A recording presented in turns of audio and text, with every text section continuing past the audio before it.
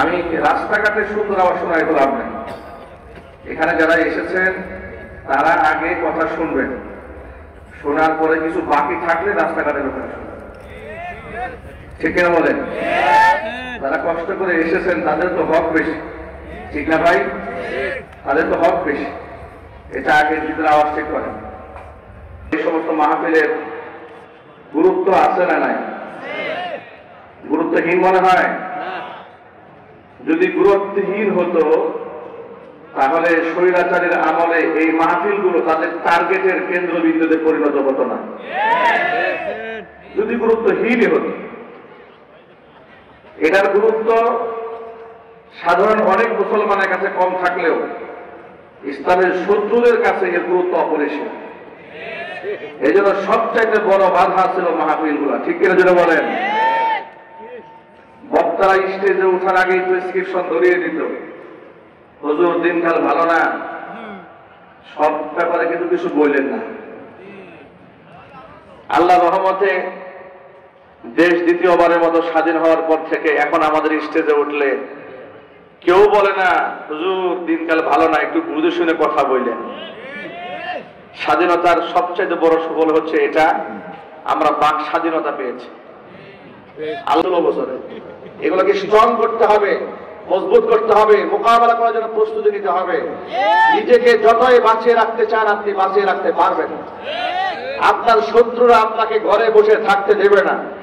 সুতরাং আমাদেরকে যেহেতু বের হয়ে আসতেই হবে, প্রস্তুতি নিয়ে রাখার দরকার আছে না নাই? প্রস্তুতি কাদের কাছে থাকতে হবে হাত দেখতে চাই। কারা কারা প্রস্তুত আছেন ইনশাআল্লাহ?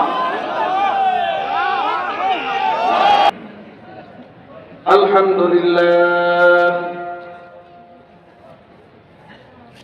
আলহামদুলিল্লাহ নাহমাদুহু ওয়া নাস্তাঈনুহু ওয়া নাস্তাগফিরুহু ওয়া নু'মিনু বিহি ওয়া নাতাওয়াক্কালু আলাইহি ওয়া নাউযু বিল্লাহি মিন ওয়া আলা আলি মুহাম্মাদ كما باركت على إبراهيم وعلى آل إبراهيم إنك حميد مجيد। জবান ছেড়ে দিয়ে মোহাব্বতের সাথে সকলে মিলে কিছু জিকির করুন, লা ইলাহা ইল্লাল্লাহ। পুরুষ যদি কণ্ঠে সকলে করেন লা ইলাহা সাল্লাল্লাহু আলাইহি ওয়াসাল্লাম। ঐতিহ্যবাহী বগুড়া জেলার অন্তর্গত শেরপুর শহীদিয়া আলিয়া কামিল মাদ্রাসা ময়দানে মহতারাম অতিথির নেক হায়াত আল্লাহ তাআলা দারাজ করেন। মহতারাম প্রধান অতিথির একটি কথা আমি স্টেজে আসার সময় আমার কানকে স্পর্শ করেছে, আমার হৃদয়কে আন্দোলিত করেছে। তিনি বলেছেন মসজিদের মিম্বারগুলো শুধু নামাজ, রোজা, হজ, যাকাত এই কয়েকটি বিষয়ের মধ্যেই সীমাবদ্ধ নয়। ইমাম যিনি শুধু 5 ওয়াক্ত নামাজের ইমাম নয়, তিনি গোটা এলাকার ইমাম।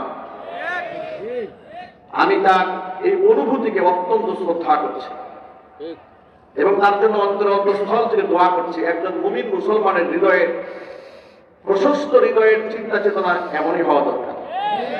কথা ঠিক কিনা বলেন? অনেকেই কথা বুঝতে চান না, অনেকেই ধর্মটাকে রাষ্ট্র থেকে পুরো আলাদাকে একটা চ্যাপ্টারে ভাগ করে ফেলতে চান। কথা ঠিক কিনা বলেন? অথচ ধর্ম আমার জিন্দেগি। ধর্ম কি বলেন তো ভাই? ধর্ম আমার জিন্দেগি। আমার জীবনের কোনো একটা অংশ থেকে ধর্ম কি বাদ দেওয়ার কি আদৌ কোনো সুযোগ আছে? জুড়ে বলেন। সুতরাং মসজিদের মিম্বার থেকে ইমাম সাহেবের নামাজের ওয়াজ যেভাবে পছন্দ হয়, রোজার ওয়াজ যেভাবে পছন্দ হয়, দান সাদকার ওয়াজ যেভাবে পছন্দ হয়, রাষ্ট্র পরিচালনার দিক নির্দেশনামূলক কথাগুলো বললে সেটাকেও ঠিক সেভাবেই পছন্দ করে নিতে হবে যদি মুসলমান পরিচয় দিতে মনে চায়। রাজনীতি আর ধর্ম টোটাল যারা আলাদা বানান তারা এক আল্লাহ বিশ্বাসী হতে পারে না। তাদের ইলাহা দুইটা, তাদের এক ইলাহা রাষ্ট্র চালায়, এক ইলাহা ধর্ম চালায়। কথা কথা বলেন না কেন ভাই? আমরা কি দুই ইলাহায় বিশ্বাসী? আমরা সকলে মিলে এক স্রষ্টায় বিশ্বাসী। তিনি কে? একটু মোহাব্বতের সাথে একে দিলের সবটুকু ভালোবাসা উজাড় করে বলবেন, তিনি কে? তিনি আমাদের আল্লাহ, যিনি আমাদের উপর তার নিয়ামতকে পূর্ণাঙ্গ করে দিয়েছেন, যিনি কোরআন মাজিদের সূরাতুল মাইদার ৩ নম্বর আয়াতে স্পষ্ট ঘোষণা করেছেন, আল ইয়াউমা আকমালতু লাকুম দীনাকুম ওয়া আতমামতু আলাইকুম নি'মাতি ওয়া রাদিতু লাকুমুল ইসলাম দীনা। যিনি ঘোষণা দিয়েছেন, আমি তোমাদের দ্বীনকে তোমাদের জন্য পূর্ণাঙ্গ করে দিচ্ছি, আমার নিয়ামতকে তোমাদের জন্য পূর্ণাঙ্গ করে দিচ্ছি। দ্বীন হিসেবে, ধর্ম হিসেবে ইসলামকে আমি আল্লাহ তাআলা মনোনীত করেছি। সুতরাং জীবনের সকল ক্ষেত্রে ইসলাম মানতে হবে। এই উপলব্ধিটা আমাদের প্রধান অতিথি তার বক্তৃতার মধ্যে যেভাবে ব্যক্ত করেছেন, আমরা আশাবাদ ব্যক্ত করি তার নেতৃত্বে মানুষ অন্ধকারে হারাবে না, ইনশাল্লাহ আলোর পথেই থাকবে। ইনশাল্লাহ বলে মহতারাম প্রধান অতিথির জন্য আমাদের হৃদয়ের গভীর থেকে আমরা শ্রদ্ধা নিবেদন করছি। আল্লাহ পাক তার নেক হায়াত দারাজ করেন।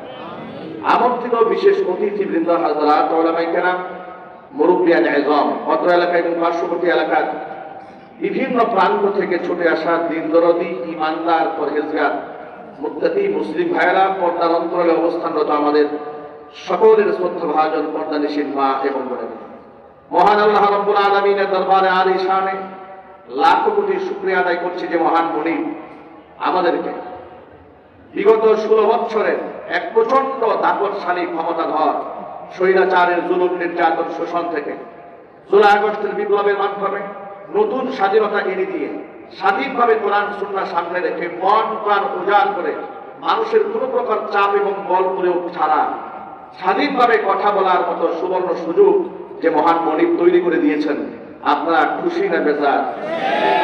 কম না বেশি? হৃদয়ের সবটুকুর ভালোবাসা উজাড় করে শ্রদ্ধা জড়িত কণ্ঠে মহান মনিবের শেখানো ভাষায় শুকরিয়া আদায় করছি। জবান ছেড়ে দিয়ে সকলে একযোগে বলছি আলহামদুলিল্লাহ। রব্বানা লাকাল হামদ হামদান কাসীরা তাইয়িবান মুবারাকান ফীহি। রব্বানা লাকাল হামদু কামা ইয়ানবাগী লিজালালি ওয়াজহিকা ওয়া আযীমি সুলতানিকা। আল্লাহ রাব্বুল আলামিন আজকের এই আযীম শান ইসালে সভাকে কবুল করে নেন। অত্র এলাকার সমস্ত মুর্তেকানের কবর আযাবকে আল্লাহ তাআলা মাফ করে দেন। শেরপুর শহীদিয়া আলিয়া কামিল মাদ্রাসাকে আল্লাহ তাআলা কিয়ামত পর্যন্ত কবুল করেন। মাদ্রাসার সমস্ত হাজাত আল্লাহ তাআলা তার গায়বের খাজানা থেকে মিটিয়ে দেন।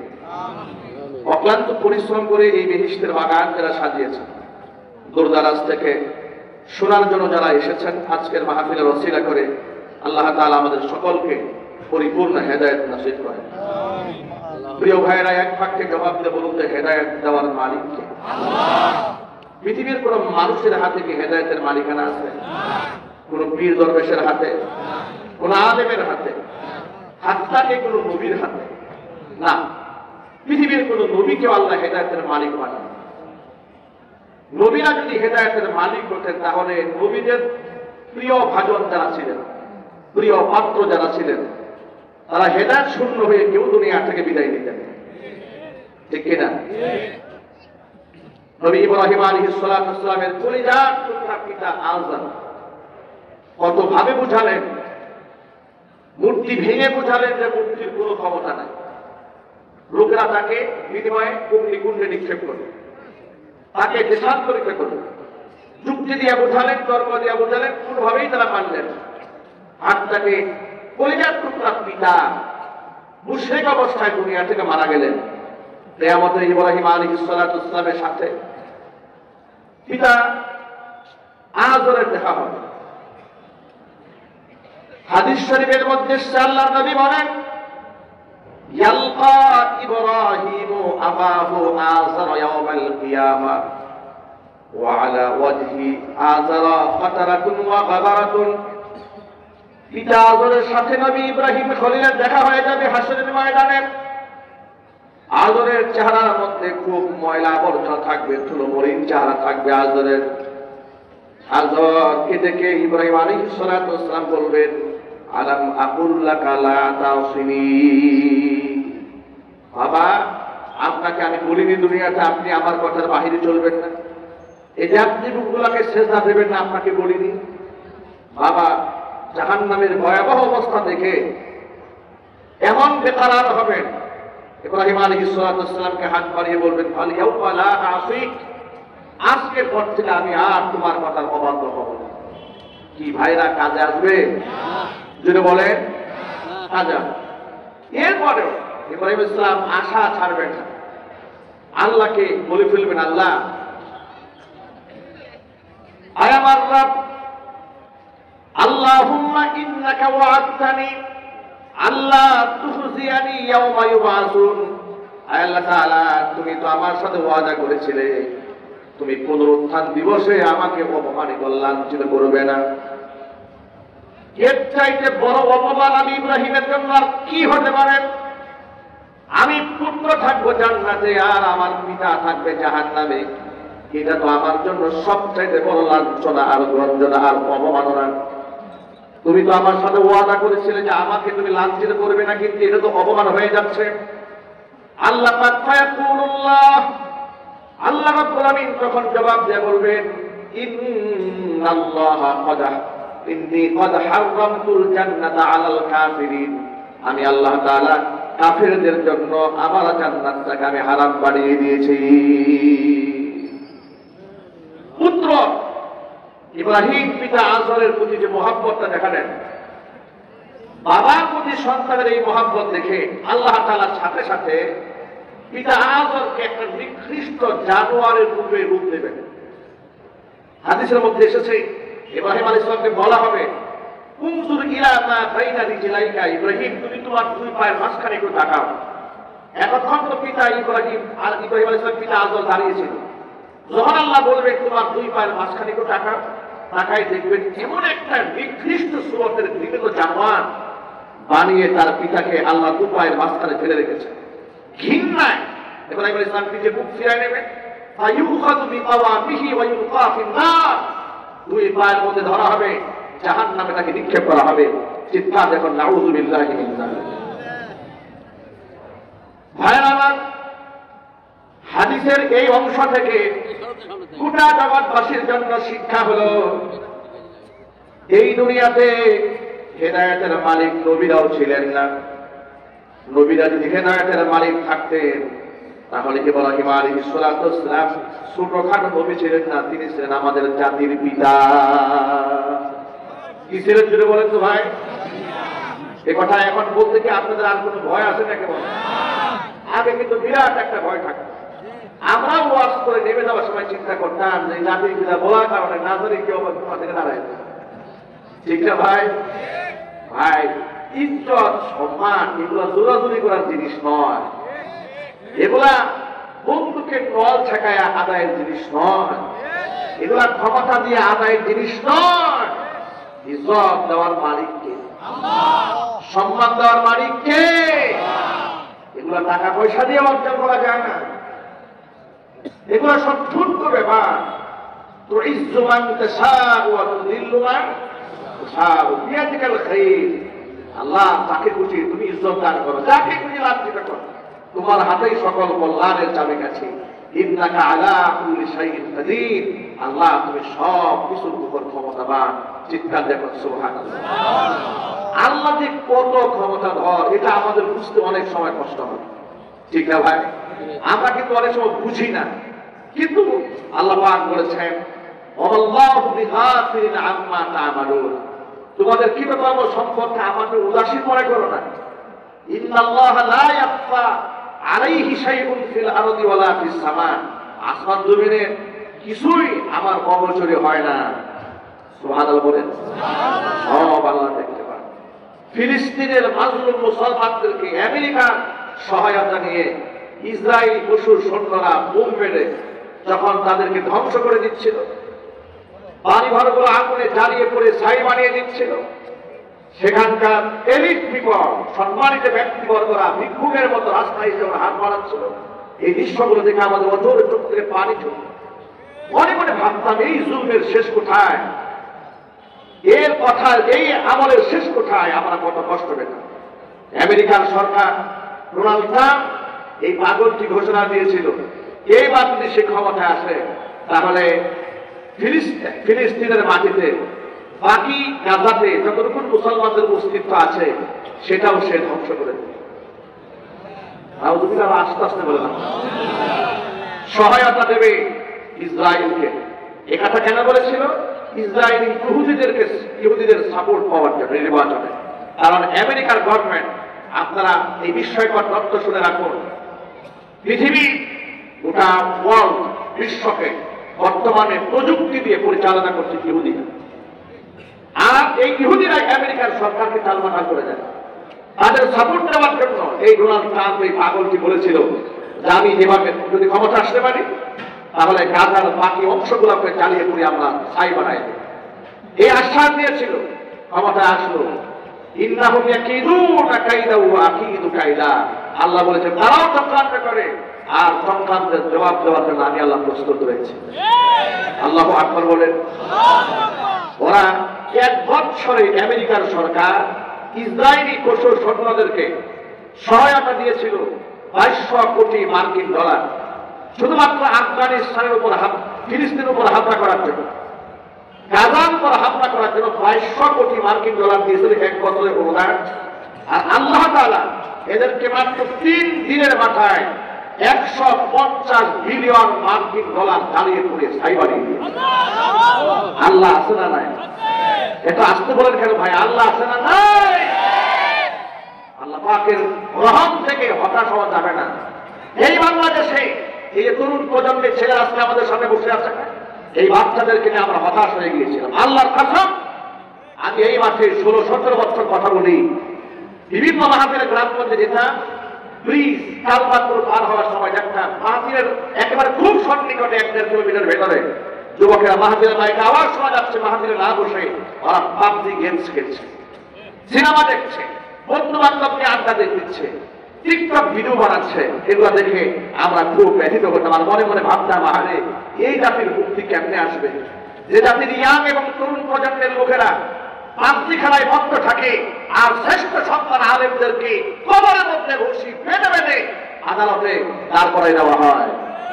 এই জাতির মুক্তি কেমনে আসবে? একটা পর্যায়ে আমরা এই তরুণ প্রজন্ম থেকে আমরা হতাশ হয়ে গিয়েছিলাম, কিন্তু আল্লাহ পাক আমাদেরকে হতাশ করেন নাই। এই তরুণ প্রজন্ম, আল্লাহর কসম, এই দেশের বড় বড় রাঘব আল্লাহ যা করতে পারে নাই, এই দেশের টিকটকার সম্প্রদায় তা করে দেখিয়েছে। আল্লাহু আকবার বলেন।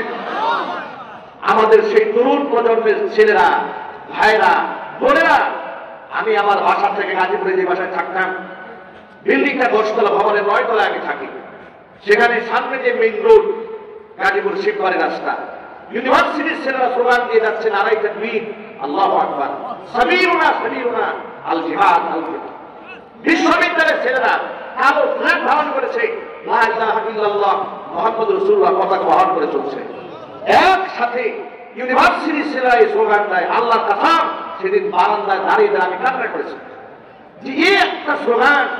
আমরা মাহফিল দিতে গিয়েছি, মাহফিল থেকে চেয়ারম্যান দাঁড়িয়ে বলেছে বন্ধ করে মাহফিল, কোনো স্লোগান দেওয়া হবে না। স্লোগান মাহফিল দেওয়া বন্ধ করেছে, আর বিশ্ববিদ্যালয়ের ছেলেদের মুখ থেকে আল্লাহ পাক সেই স্লোগান বের করে দিয়েছে। আল্লাহু আকবার বলতে ইচ্ছে করলো ভাই। আমার তরুণ প্রজন্মের ভাইরা, জুলাই আগস্টের বিপ্লবে যে বীরত্ব দেখিয়েছে, গোটা জাতি, বড় বড় নেতা নেত্রী হতাশ তখন হয়ে গিয়েছিলেন। প্রধান অতিথি বলেছেন, সাবেক নেত্রী, জননেত্রী বেগম খালেদা জিয়া যখন সুস্থতা তার প্রান্তে পৌঁছে যাচ্ছেন, তখন তিনি বাচ্চাদের জন্য দোয়া করেন। এই যে অনুভূতি তার মধ্যে আছে, এটা একটা সাত্বিক ইমানদারের অনুভূতি। আজকে যদি এই বাচ্চারা জীবন না দিত, তাহলে যে অসুস্থ মানুষটা জীবনের শেষ মুহূর্তে এসে চিকিৎসা গ্রহণ করার সুযোগ পেত না। কথা ঠিক কিনা বলে যদি বলতে হবে। সুতরাং কথায় কথায় জুলাই আগস্টের বিপ্লবীদেরকে যারা তুচ্ছ তাচ্ছিল্য করেন, তারা নির্মম হারাম। কথা ঠিক কিনা বলেন? যারা রক্ত দিয়েছে তাদেরকে যারা তুচ্ছ করে, জুলাই আগস্টের বিপ্লবী চেতনার সৈনিকদেরকে যারা অবজ্ঞা কথা বলে এরা বিমুখ খারাপ, এরা কাপুরুষ, এরা এই দেশদ্রোহী, কথা বলতে হবে, ঠিক না বলে?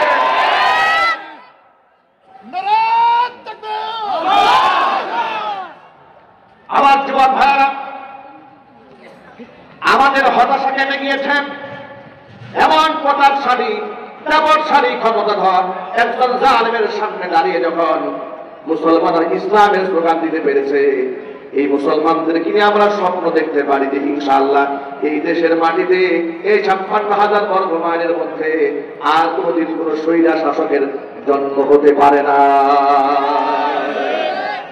আমরা একটা শেখ হাসিনা এই মাটিতে তৈরি হতে দেব না, ইনশাআল্লাহ। একটা আসতে বলতে হবে, একটা স্বৈরাচারী হাসিনাকেও তৈরি হতে দেব না, রাশেদ খানকেও তৈরি হতে দেব না, শাহরিয়ার কবির তৈরি হতে দেব না, দরবেশ বাবার মতো লুটপাটকারী আর বাংলার মাটিতে তৈরি হতে দেব না। রাজিয়া সেন্টারে জোহার করতে যাচ্ছি আমরা।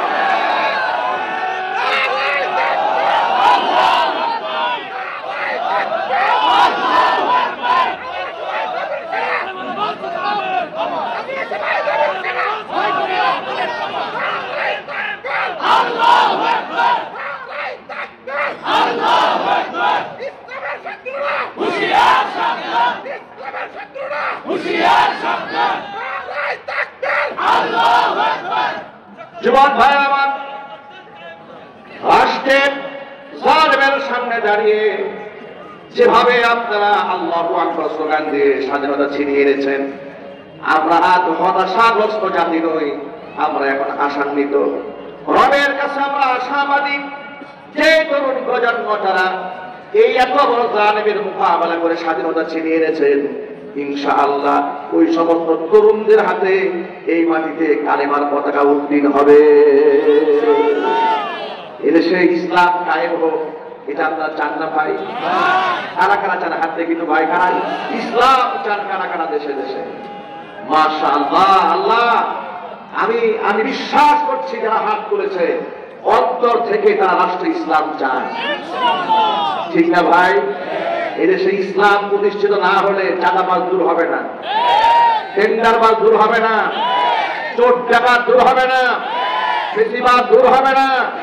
ফেসিবাদ দূর হয়েছে, কিন্তু ফেসিবাদের দূষররা আবার ফেসিবাদকে পুনর্বাসন করার জন্য চেষ্টা চালাচ্ছে। কথা বলতে হবে, ঠিক কিনা বলে? যুবক ভাইয়ের আমার, মূল কথায় ফিরে আসি। তাহলে সকল ভাইদেরকে বলছি, ভাইয়ের আমার, দ্বীন ইসলাম পূর্ণাঙ্গ আল্লাহ রাব্বুল আমিন এই নিয়ামত আমাদেরকে দান করেছেন। এই পৃথিবী সম্পর্কে আল্লাহ পাক উদাসীন নন, গাফেল নন। যে আমেরিকার পশুরা ফিলিস্তিনের মাটিকে জ্বালিয়ে পুড়ে ছাই বানায় দেওয়ার জন্য 1 বছরে 2200 কোটি মার্কিন ডলার তারা অনুদান ঘোষণা করেছিল, দিয়েছিল, আল্লাহ তাআলা কয় সমস্ত জালেমদেরকে একদিন মাত্র 3 দিনের মাথায় 150 বিলিয়ন মার্কিন ডলার জ্বালিয়ে পুড়ে ছাই বানিয়ে দিয়েছে। এই মুসলমানদের জন্য আল্লাহর সাহায্য আছে না? আরো যেন বলেন, কত প্রযুক্তি ব্যবহার করছে আগুন নেভাবার জন্য, পারে না, ঠিক না? পৃথিবীর সর্বোচ্চ প্রযুক্তির দেশ, যে দেশের নাসার জন্ম হয়েছে, যে দেশের লোকেরা তারা মহাকাশ গমন করে, তারা মঙ্গল গ্রহে যায়, তারা জাহাজ পাঠায়, রকেট পাঠায়, মিসাইল পুরা দুনিয়ার মধ্যে চালিয়ে রাজত্ব করছে, অস্ত্র বিক্রি করে রাজত্ব করছে। কয়েকদিন আগে দেখেছি সংবাদ মাধ্যমে যে আমেরিকার বিজ্ঞানীরা চেষ্টা করছে যে মৃত মানুষকে কেমনে জিন্দা বানানো যায়। পাগলের মাথা নষ্ট হয়ে গেছে। আমি বলি, মৃত মানুষ কেমনে জিন্দা বানায় বা এই চিন্তা না করে ক্যালিফোর্নিয়ার দাবানলের আগুনটা নিবে আসো। কথার অবস্থা, আগে আগুনটা নিবে আসো, আগুন কেমনে নিবানো যায় সেই চিন্তা করো। মৃত মানুষ জিন্দা করতে যেও না। এটা এই ক্ষমতা কার হাতে? একটু যদি বলুন না, কার হাতে? আল্লাহ পাকের হাতে। যুবক ভাইরা আমার, আল্লাহ তাআলা আমাদের আমল সম্পর্কে উদাসীন নন, আল্লাহ তাআলা আমাদের আমল সম্পর্কে গাফেল নন। আমরা গুনাহগার বান্দা, আল্লাহ তাআলা আমাদেরকে বড্ড ভালোবাসেন। আল্লাহর দয়া আমার প্রতি আছে না নাই? আমাদের প্রতি আল্লাহর মহব্বত আছে না নাই? সীমাহীন মহব্বত আর ভালোবাসা দিয়ে আল্লাহ পাক আমাদের বাঁচিয়ে রেখেছেন। সুতরাং জীবনের যে কোনো মুহূর্তে আমরা ইসলামের জন্য জীবন বাজি রাখতে রাজি আছি। আল্লাহ যেন কবুল করে নেন। আমি আমার খুতবার মধ্যে সূরাতুল মাইদা ৩ নম্বর আয়াতে কারিমা আপনাদের সামনে তেলাওয়াত করেছি। আয়াতের মধ্যে আল্লাহ বলছেন, আল ইয়াউমা আকমালতু লাকুম দীনাকুম, আজকের এই দিনে তোমাদের জন্য আমি তোমাদের দ্বীনকে পূর্ণাঙ্গ করে দিয়েছি। ওয়া আতমামতু আলাইকুম নি'মাতি, আমার নিয়ামতটাকে পূর্ণাঙ্গ করে দিয়েছি। ওয়া রাদিতু লাকুমুল ইসলাম দীনা, দিন হিসেবে, ধর্ম হিসেবে, জীবন ব্যবস্থা হিসেবে ইসলামকে আমি আল্লাহ তাআলা মনোনীত করে দিয়েছি। সুতরাং দ্বীন ইসলাম পূর্ণাঙ্গ, এতে কি কোনো সন্দেহ আছে ভাই? পূর্ণাঙ্গ মানে হচ্ছে যেখানে নতুন করে ঢুকাবার কিছু নাই। আমার জীবনের প্রতিটা স্টেপে, প্রতিটা পদক্ষেপে ধর্মের অনুশাসন আনার দরকার আছে না? ধর্ম মানার প্রয়োজন আছে না নাই? মানার দরকার আছে। দেখুন ওমর ফারুক রাদিয়াল্লাহু তাআলা আনহু, আল্লাহ পাকের এতটা মাহবুব বান্দা তিনি, নবী করিম সাল্লাল্লাহু আলাইহি ওয়াসাল্লামের এত পেয়ারা দুষ্ট তিনি, এতটা মাহবুব এবং মুকাররব, যিনি মসজিদের মিম্বারে বসে অর্ধজাহানকে পরিচালিত করেছেন। শুধু নামাজ, হজ, যাকাত দিয়েই ধর্মকে সীমাবদ্ধ করে দেন নাই।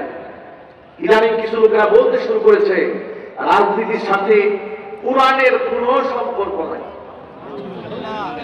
যিনি বলেছেন, আমার কথা রেকর্ড হচ্ছে, আমি জানি না আমার এই কথার আওয়াজ তার কানে পৌঁছবে কিনা। আমার ধারণা যিনি বলেছেন রাজনীতির সাথে কোরআনের কোনো সম্পর্ক নাই, আমার মনে দৃঢ়ভাবে এই কথা বিশ্বাস করে নিয়েছে তিনি জীবনেও আল্লাহর কোরআন খুলে পড়েন নাই।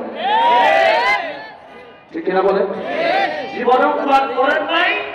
এই জন্য তিনি মন্তব্য করেছেন ধর্মের সাথে, এই রাজনীতির সাথে কোরআনের কোনো সম্পর্ক নেই। এখন আমি আপনাদের কাছে জিজ্ঞেস করতে চাই, রাজনীতির সাথে কোরআনের সম্পর্ক আছে না না? আরো জোরে বলেন। যদি নাই থেকে থাকে, মুহাম্মদ সাল্লাল্লাহু আলাইহি ওয়াসাল্লাম রাষ্ট্র পরিচালনা করেছেন কি হবে? যদি তাই না হয়ে থাকে, হযরত ওমর ইবনে খাত্তাব রাদিয়াল্লাহু তাআলা এত বছর রাষ্ট্র কি করে পরিচালনা করলেন? যদি তাই না হয়ে থাকে, হযরত আলী কাররামাল্লাহু ওয়াজহা রাষ্ট্র কেমনে পরিচালনা করলেন? যদি তাই হয়ে থাকে, হযরত উসমান গনি জিন্নুরাইন রাষ্ট্র পরিচালনা কেমনে করলেন? যদি তাই হয়ে থাকে, নবী সুলাইমান আলাইহিস সালাতু ওয়াসসালাম গোটা জগতের নেতৃত্ব কি করে দিয়েছেন? যদি তাই হয়ে থাকে, নবী ইউসুফ আলাইহিস সালাতু ওয়াসসালাম মিশরের বাদশাহী কিভাবে গ্রহণ করেছিলেন, এই সব গল্পগুলো কোরআনে আছে না নাই? আরো জোর আওয়াজে বলতে হবে, আছে না নাই? তাহলে আমরা আমাদের প্রতি স্পষ্ট বার্তা দিই, কোরআনের সাথে রাজনীতির সম্পর্ক নাই এই কথা বলে, ধর্মের সাথে রাজনীতির সম্পর্ক নাই এই কথা বলে বাম এবং রামদেরকে খুশি করে স্বৈরাচার ক্ষমতায় টিকে থাকতে চেয়েছিল। তারা গোটা দেশের মুসলমানদেরকে বিষিয়ে তুলেছিল, খেপিয়ে তুলেছিল, যার কারণে মুসলমানদের লানত অভিশাপে বদদোয়াতে এদেশ থেকে তারা বিতাড়িত হয়েছে। সুতরাং আপনারাও যদি একে সুরে কথা বলেন, তাহলে কিন্তু আপনাদের কপালে তাই জুটবে স্বৈরাচারী কপালে যা জুটেছিল। কথা ঠিক কিনা যেটা বলেন? সুতরাং আপনারা এমন লাগামহীন বক্তব্য দেওয়া বন্ধ করুন। আল্লাহ তাআলা তাদেরকে হেদায়েত দান করুন। জোরে বলুন আমিন। ওমর ফারুক রাদিয়াল্লাহু তাআলা একজন খলিফা হওয়ার পরে পরকাল বিশ্বাসী হওয়ার কারণে কতটা মাহবুব আল্লাহ হয়েছিলেন। নবী করিম সাল্লাল্লাহু আলাইহি ওয়াসাল্লাম যার ব্যাপারে বলেছেন, লাউ কানা মিন বাদি নাবিয়্যুন লাকানা উমারু নাবিয়্যা, আমার পরে যদি এই দুনিয়াতে কেউ নবী হতো, নিঃসন্দেহে হযরত ওমর নবী হয়ে যেতেন। জোরে জোরে বলেন আল্লাহু আকবার। আল্লাহ নবী যে ওমর সম্পর্কে বলেছেন, ওমর যে রাস্তায় হাঁটে, ওই রাস্তার মধ্য দিয়ে শয়তানও হাঁটতে সাহস পায় না। প্রিয় ভাইয়েরা আমার, হযরত ওমর আল্লাহর কাছে একটা দোয়া করতেন, আল্লাহুম্মা রযুকনি শাহাদাতান ফি সাবিলি ওয়াজআল মাউতি ফি বালাদি রাসূলি। আল্লাহ তাআলা, তোমার পথে তুমি আমাকে শাহাদাতের মৃত্যু দান করো, তোমার নবীর দেশে আমাকে মৃত্যু দান করো। জোরে বলুন সুবহানাল্লাহ। একটা সাউন্ড বাড়াই দাও, একদম কমাই ফেলছে। আল্লাহর কাছে দোয়া কবুল হয়েছে। হযরত ওমর ফজরের নামাজের ইমামতি করছিলেন, এমন সময় মুনাফিক পিছন দিক থেকে ছুরি মেরে দিয়েছে। ওমর রাদিয়াল্লাহু তাআলা একেবারে নাড়িগুলি সহ পর্যন্ত কেটে গেছে। নামাজ শেষে রক্তাক্ত অবস্থায় জমিনের মধ্যে পড়ে আছি। ডাক্তার তার চিকিৎসার জন্য আগমন করেছেন। সুচিকিৎসা দেওয়ার জন্য ডাক্তার তাকে 1 গ্লাস দুধ পান করার নির্দেশ প্রদান করলেন। হযরত ওমর রক্তাক্ত অবস্থায় তিনি 1 গ্লাস দুধ পান করার সাথে সাথে, মুখ দিয়া দুধ পান করার সাথে সাথে নাড়িগুলি যেহেতু কেটে গিয়েছে, পেটের অংশ দিয়ে দুধগুলা বাহিরে বের হয়ে যায়। ডাক্তার তার এই অবস্থা দেখে ওমরে ফারুককে ডেকে বলছে, খলিফা আপনার অবস্থা বড় গুরুতর, আপনি হয়তো আর বেশিক্ষণ টিকে থাকতে পারবেন না। আপনার যদি কিছু ওসিয়ত করা থাকে সন্তানদেরকে আপনি ওসিয়ত করে ফেলেন, যদি মনের কোনো চাহিদা থাকে সেটা আপনি বলে ফেলেন। হযরত ওমর আব্দুল্লাহ ইবনে ওমর রাদিয়াল্লাহু তাআলা আনহুমাকে ডাকলেন, তার ছেলেকে ডাকলেন। ছেলেকে ডেকে বলছেন, ও আব্দুল্লাহ রে শোনো, তুমি আমার পক্ষ থেকে একটা কথা নবী করিম সাল্লাল্লাহু আলাইহি ওয়াসাল্লামের অন্যতম সাহাবী হুযায়ফা ইবনুল ইয়ামানকে গিয়া বলবা। হুযায়ফা ইবনুল ইয়ামান কি আমার কাছে ডেকে আনবা, তার কাছে আমার একটা বার্তা আছে। হুযায়ফা ইবনে ইয়ামানকে ডেকে আনা হলো। হুযায়ফা ইবনে ইয়ামানকে ডেকে ওমর রাদিয়াল্লাহু তাআলা আনহু শাহাদাতের অপেক্ষায় আছেন। তিনি বললেন, ও আল্লাহর বান্দা হুযায়ফা, তোমাকে আমি আল্লাহর নামের কসম দিয়ে বলছি, আল্লাহর নবী তোমার কাছে গোপনে মুনাফিকদের নামের তালিকা প্রকাশ করেছিলেন।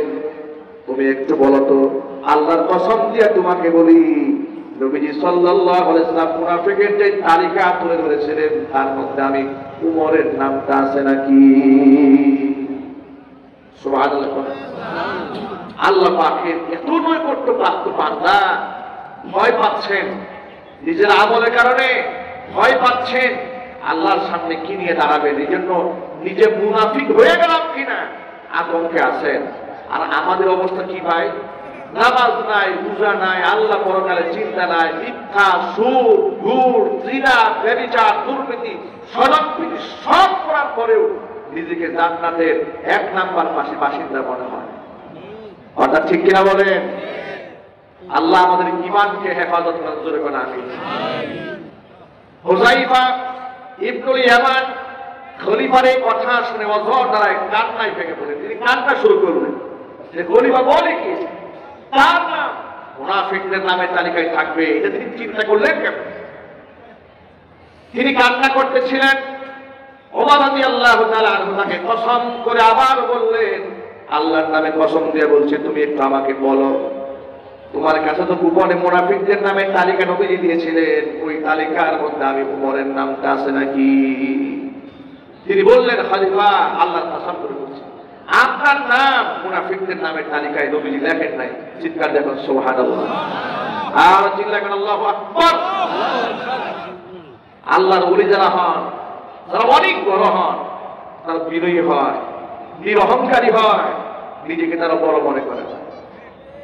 এরপরে খলিফা নিজের ছেলেকে ডেকে বললেন, ও আব্দুল্লাহ শোনো, এবার তুমি আমাদের মা আয়েশা রাদিয়াল্লাহু তাআলা আনহার কাছে গিয়ে আমার পক্ষ থেকে একটা আবদার জানাবে।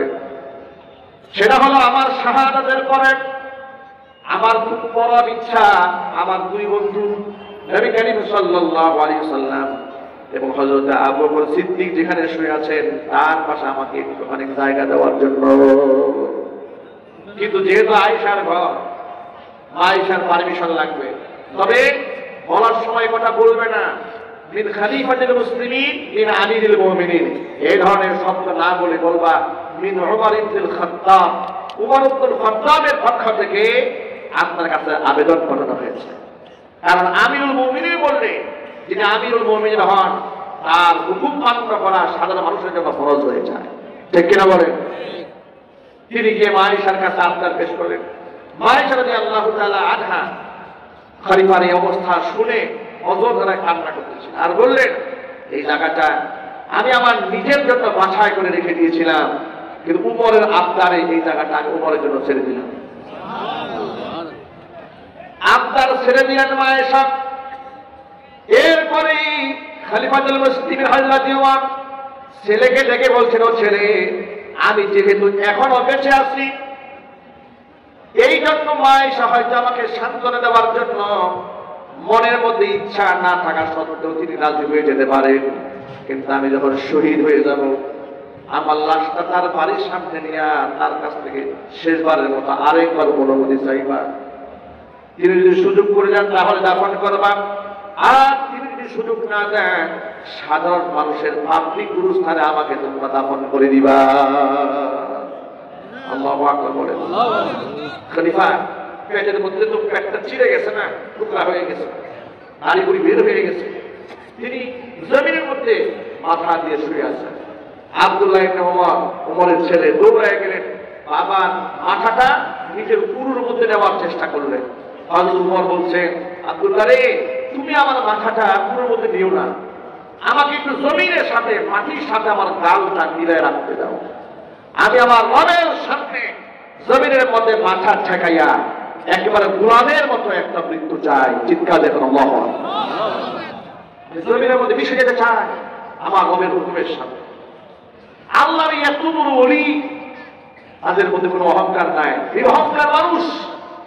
আর আজকে অহংকার আমাদেরকে খেয়ে ফেলেছে।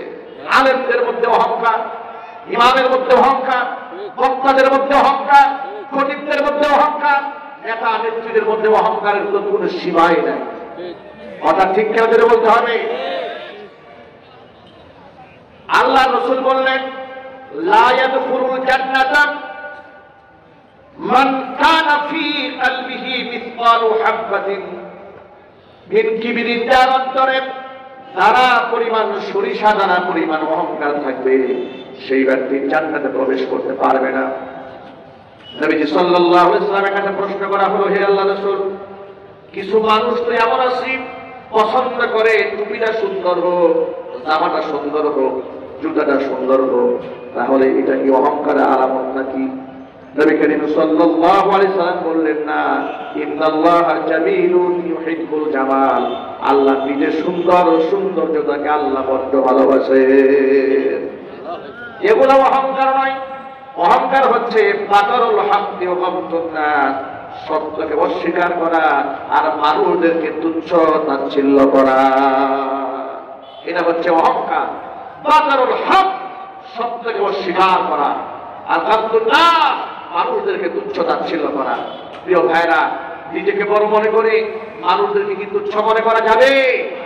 মনে করবেন না। আল্লাহ নবী আমাদেরকে একটা দোয়া শিখিয়ে দিয়েছেন, এই দোয়াটা আপনারা সকলে আমার সাথে করবেন।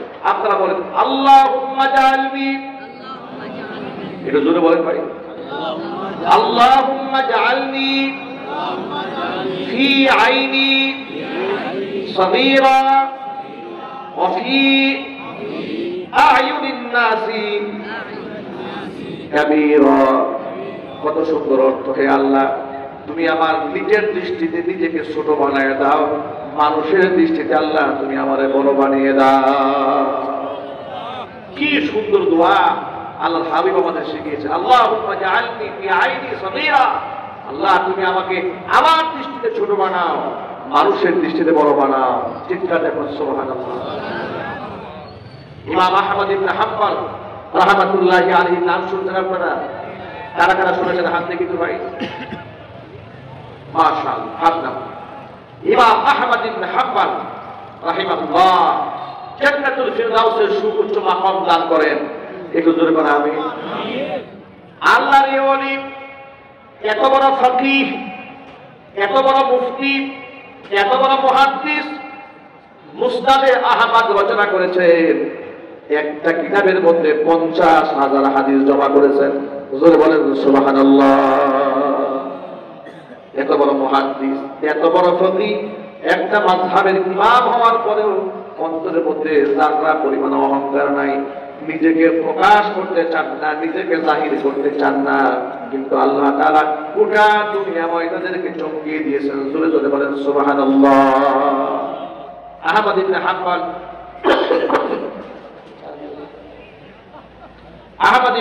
রাহমাতুল্লাহি আলাইহি কোন এক শহরে আওয়াজ দিল, তুমি কমাই দাও একটু করে, একাই কমে যায়, হ্যাঁ একাই কমে, কি করো কমাই দাও কেন সমস্যা? আহমদ ইবনে হাম্বল রাহমাতুল্লাহি আলাইহি তিনি পুরো এলাকায় সফরে গেছেন, একেবারে খুব শীত, এটা আজকে শীতের রান্না হয়, খুব শীত। জামাতের সাথে মসজিদে গিয়ে এশারে নামাজ আদায় করেছেন, নামাজ আদায় করে মসজিদের কোনায় বসে আছেন, জিকির আজকার করছেন, তাসবিহ তাহলিল করছেন। তিনি মনে মনে ভাবলেন যে আজকে সারা রাত আমি এখানে তাহাজ্জুদে কাটাই দেব, চিৎকার দেবেন আল্লাহু আকবার। আল্লাহর ওলিরা নিজেদেরকে প্রকাশ করতেন। মসজিদের মুয়াজ্জিন আসছে, এসে দেখে একটা মুরব্বী বসে আছে মসজিদের কোনায়।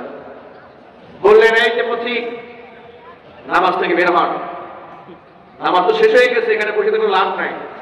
আহমদ ইবনে হাম্বল বলে, মুয়াজ্জিন সাহেব,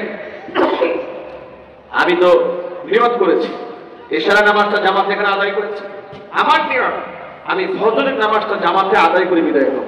সুবহানাল্লাহ। মুয়াজ্জিন সাহেব বলেন, না ওইসব হবে না, দেশের অবস্থা ভালো না, মসজিদ নিরাপত্তা দেওয়া যাচ্ছে না, আপনি বের হন, মসজিদে থাকার কোনো অনুমোদন দেওয়া যাবে না, কোনোভাবেই মুয়াজ্জিন সাহেব তাকে অনুমতি দিচ্ছে না মসজিদে থাকার জন্য। আহমদ ইবনে হাম্বল বারবার রিকোয়েস্ট করছেন, মুয়াজ্জিন সাহেব আমি খারাপ মানুষ না, আমি জায়গায় নামাজ পড়বো, সারা রাত তাহাজ্জুদে নামাজ পড়ে সকালবেলা জামাতের সাথে ফজরটা পড়েই বের হয়ে যাব। মুয়াজ্জিন সাহেব বললেন, তা হবে না, আপনি বের হন। মসজিদ থেকে বের করে দিলেন। আল্লাহর ওলি ইমাম আহমদ ইবনে হাম্বল তখনও বললেন না, নিজের পরিচয় দিলেন না, অথচ তখন গোটা জগতের মানুষ তার নাম চিনে, চিনলেন সুবহানাল্লাহ।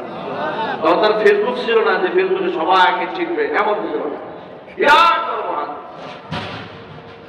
মসজিদ থেকে বের হয়ে আল্লাহর ওলি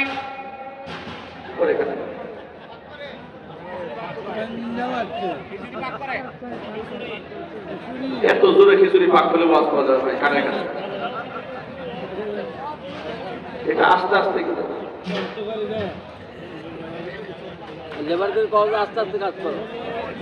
আহমদ ইবনে হাম্বল রাহমাতুল্লাহি আলাইহি মসজিদ থেকে বের হলেন। এত শীত, প্রচন্ড শীত হওয়ার কারণে সামনে একটু বাজারের দিকে এগোলেন। গিয়ে দেখতে পেলেন বাজারে একটা রুটির দোকানদার আবার মধ্যে রুটি সেকতেছে, রুটি গরম দিচ্ছে, ইয়াং একটা দোকানদার। দোকানদারকে ডেকে আহমদ ইবনে হাম্বল রাহমাতুল্লাহি আলাইহি বলে, ও দোকানদার, আল্লাহর বান্দা, আমি যদি তোমার তাওয়ার পাশে বসে একটুখানি আগুনের তাপ গ্রহণ করি তোমার কোনো অসুবিধা হবে? যুবক বলে, মোটে অসুবিধা হবে না, নিশ্চয়ই আপনি আগুনের তাপ খান, কোনো অসুবিধা নাই। আপনি রাতের বেলা আমার পাশে বসে থাকলে তো আমার একজন সঙ্গ দেওয়া হলো, একজন সঙ্গী পেলাম। আহমদ ইবনে হাম্বল পাশে বসে থাকলেন, বসে যুবকের দিকে তাকায় আছে। যুবক, এক আজীব যুবক, তাওয়ার মধ্যে রুটি দিচ্ছে, বলছে আস্তাগফিরুল্লাহ, আবার তাওয়ার থেকে উঠাচ্ছে, যুবক বলছে আস্তাগফিরুল্লাহ, কাস্টমার কাছে বিক্রি করছে, বলছে আস্তাগফিরুল্লাহ, কাস্টমারকে টাকা নিচ্ছে, বলছে আস্তাগফিরুল্লাহ। সুবহানাল্লাহ। কথায় কথায় ইস্তেগফার করছে। আহমদ ইবনে হাম্বল বসে বসে যুবকের কাণ্ড দেখে হতবাক হয়ে গেল, কি আজীব দোকানদার, কি আজীব দোকানদার, কথায় কথায় ইস্তেগফার পাঠ করে। যুবক অবাক বিস্ময়ে মুসাফিরের দিকে তাকিয়ে আছে, ইমাম আহমদ ইবনে হাম্বল তার দিকে তাকিয়ে আছে। আহমদ ইবনে হাম্বল নিজের পরিচয় লুকিয়ে রেখেছেন। যুবককে ডাকতে বলো, আল্লাহর বান্দা, কথায় কথায় আস্তাগফিরুল্লাহ আস্তাগফিরুল্লাহ তুমি কেন পাঠ করো? যুবক বলে, প্রতীক শোনো, আস্তাগফিরুল্লাহ আস্তাগফিরুল্লাহ আমার জবানে প্রতিনিয়ত চালু করার কারণে আল্লাহ তাআলা আমাকে এত উচ্চ মাকাম দান করেছেন, আল্লাহ আমাকে মুস্তাজাব দাওয়া বানিয়ে দিয়েছেন। তুমি আমাকে ছোট্ট একটা দোকানদার মনে করতে পারো, কিন্তু আমার জবানের অনেক দাম আছে। এই জবান দিয়ে আল্লাহর কাছে আমি যা চাই সাথে সাথে আল্লাহ পাক তা কবুল করে নেন। আল্লাহ বলি ইমাম আহমদ ইবনে হাম্বল বড় অবাক হয়ে গেলেন। একটা দোকানদার, যেখানে দোকানদারেরা মিথ্যা কথা বলে, মানুষকে ওজনে কম দেন, খাদ্যে ভেজাল দেন, 2 নম্বর জিনিসকে 1 নম্বর জিনিস বলে বিক্রি করে। কথা ঠিক কিনা বলেন? কাস্টমারকে ধোঁকা দেয় না ব্যবসায়ীরা? বেশিরভাগ ব্যবসায়ীরা ধোঁকা দেয়। এই জন্য নবী করিম সাল্লাল্লাহু আলাইহি ওয়াসাল্লাম বলেছেন,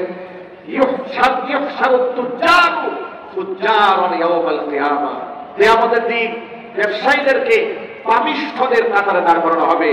ইল্লা মানিত্তাকা ওয়া সাদ্দাকা, তবে যে ব্যবসায়ীরা সত্য কথা বলেছে, তাকে অবলম্বন করেছে, তাদের কথা ভিন্ন, তাদের বিরাট মর্যাদা। কত মর্যাদা? আত্তাজিরু সুদুকুল আমিন মা'আন নাবিয়্যিন ওয়াস সিদ্দিকীন ওয়াস শুহাদা। কিয়ামতের দিন আমানতদার, ন্যায় নিষ্ঠাবান, সত্যবাদী ব্যবসায়ীর হাসর হবে নবীদের সাথে। চিৎকার দেবেন সুবহানাল্লাহ। শহীদদের সাথে আল্লাহ তাআলা সত্যবাদী আমানতদার ব্যবসায়ীদের হাসর নসিব করায় দেবেন। আল্লাহ তাআলা আমার ব্যবসায়ী ভাইদেরকে সততার সাথে ব্যবসা বাণিজ্য পরিচালনা করার তৌফিক দান করেন। যুবকের এই বিস্ময়কর আমল দেখে আহমদ ইবনে হাম্বল বড় অবাক হয়ে গেলেন।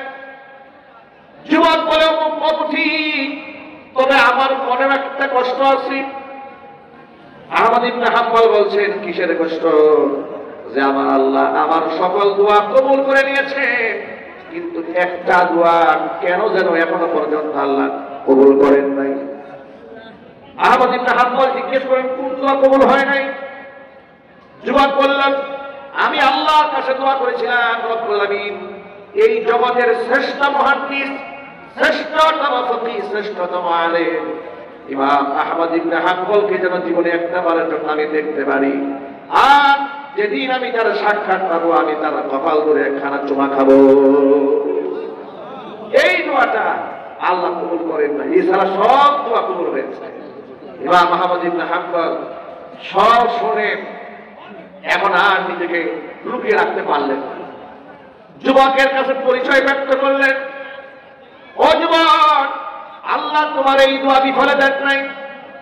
আল্লাহর কাছে তুমি যেই দোয়া করেছিলে, যে জগতের শ্রেষ্ঠতম মুহাদ্দিস ফকিহ ইমাম আহমদ ইবনে হাম্বলের তুমি সাক্ষাৎ চাও, আল্লাহর কাছে দোয়া এমন ভাবে কবুল হয়েছে, স্বয়ং আল্লাহ পাক ইমাম আহমদ ইবনে হাম্বলকে তোমার রুটির দোকানে পাঠিয়ে দিয়েছে। যুবক আহমদ ইবনে হাম্বলের সাথে মুআনাকা করলেন, আহমদ ইবনে হাম্বলের কপাল ধরে চুম্বন করলেন। আল্লাহু আকবার। ভাইরা, আল্লাহর ওলিরা এভাবে নিজেকে আড়াল রাখতে পছন্দ করতেন। আমি আমার সকল ভাইদেরকে বলছি, ভাইরা আমাদেরকে নিরহংকার হয়ে যেতে হবে, কারণ আমরা আল্লাহ পাকের গোলাম। আমরা কার গোলাম?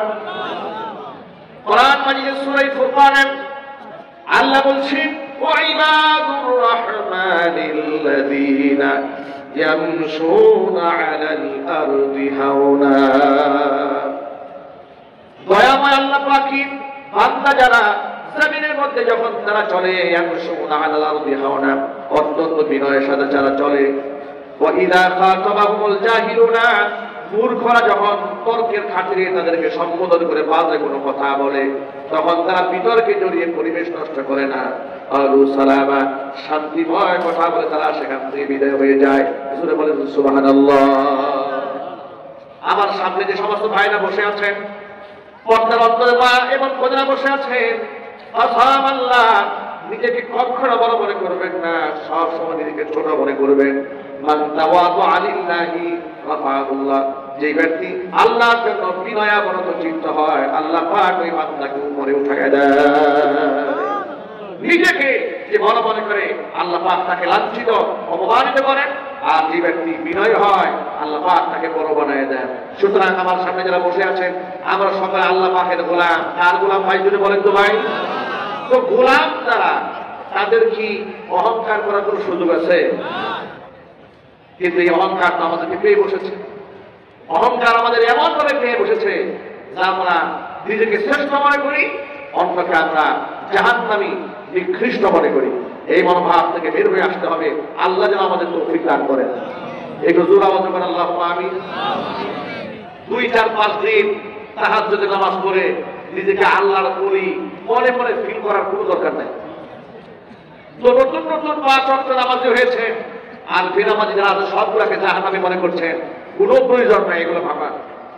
হাজার নামাজ পড়ে, হাজার রুকু করে, হাজারো সেজদা দিয়া সব সময় রবের সামনে এরকম ভয় রাখতে হবে যে আমার চেয়ে খারাপ মানুষ এই পৃথিবীতে আর ওমর ফারুক রাদিয়াল্লাহু তাআলা বলেছেন, এমন কোন ঘোষণা যদি আসে পৃথিবীর সবগুলো মানুষ জাহান্নামে যাবে, একটি মানুষ জান্নাতে যাবে, আমি আল্লাহর রহমত এত আশা করি আমার মনে যাবে, তখন আমি মনে করব সব মানুষ জাহান্নামে গেলে আল্লাহর রহমতে আমি ওমর জান্নাতে যাব।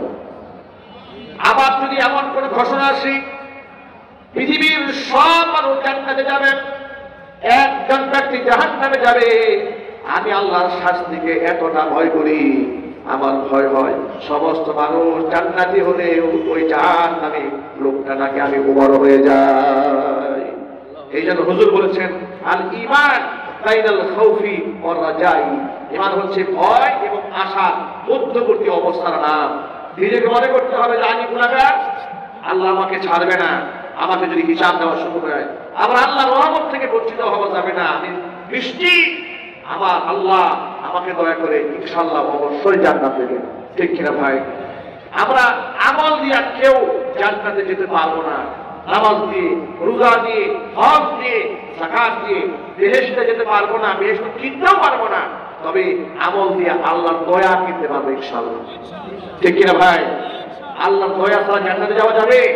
শুনুন, আজকের পর থেকে যত ভাইরা এখানে এসেছেন সকল ভাইদের প্রতি আহ্বান জানায়, আল্লাহর গোলামি আর আল্লাহর সামনে বিনয় অবনত চিত্ত হওয়ার সবচাইতে বড় মাধ্যম হচ্ছে নামাজ। এই নামাজ নিয়ে বাংলাদেশের কোনো অবহেলা চলবে না। আজকে বাংলাদেশে যে চিত্র দাঁড়িয়েছে, আপনি দেখেন স্বৈরাচারের পতন হলো, পতন হওয়া মাত্র উচিত ছিল বাংলাদেশের কোনো প্রকারের চাঁদাবাজি চলবে না, চাঁদাবাজি হবে না, কিন্তু তাই কি হয়েছে? একটু যদি বলেন ভাই, চাঁদাবাজ আছে না নাই? সেই আগের মতো ফেস্টুন এখনো আছে, সেই আগের মতো চাঁদাবাজি এখনো চলে, ট্রাকে চাঁদাবাজি চলছে, ব্যবসা প্রতিষ্ঠানে চাঁদাবাজি চলছে, বিল কলকারখানা চাঁদাবাজি চলছে, শুধু নামের পরিবর্তন হয়েছে, ব্যক্তির পরিবর্তন সাধিত হয়েছে। সুতরাং গোটা জাতিগতভাবে যদি আমরা সংশোধনে আনতে চাই, তাহলে নামাজ ভিত্তিক একটি জাতি তৈরি করতে হবে। আমরা সকলকে আজকের পর থেকে 5 ওয়াক্ত নামাজি হতে পারবো ইনশাআল্লাহ। কারা কারা পারবেন হাত দেখতে চাই? আল্লাহ সকলকে 5 ওয়াক্ত নামাজি বানানোর জন্য বলেন আমিন। ঈমানের পথে অবিচল থেকে আমার মরণ যেন হয়, ঈমানের পথে অবিচল থেকে আমার মরণ যেন হয়, তোমারই কাছে মিনতি আমার, তোমারই কাছে মিনতি আমার, মহামহিম দয়াময়, ঈমানের পথে অবিচল থেকে আমার মরণ যেন হয়, ঈমানের পথে অবিচল থেকে আমার মরণ যেন হয়। সকলে জোরে করে আমিন। ভাইরা আমার, অসংখ্য মায়েরা বোনেরা আমাদের বয়ান শুনতে পাচ্ছে, মা বোনদের জন্য আমাদের সর্বশেষ বার্তা হচ্ছে, প্রিয় মায়েরা বোনেরা,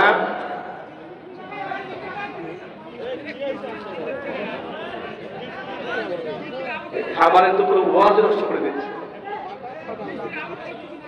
কি করে খাবারে?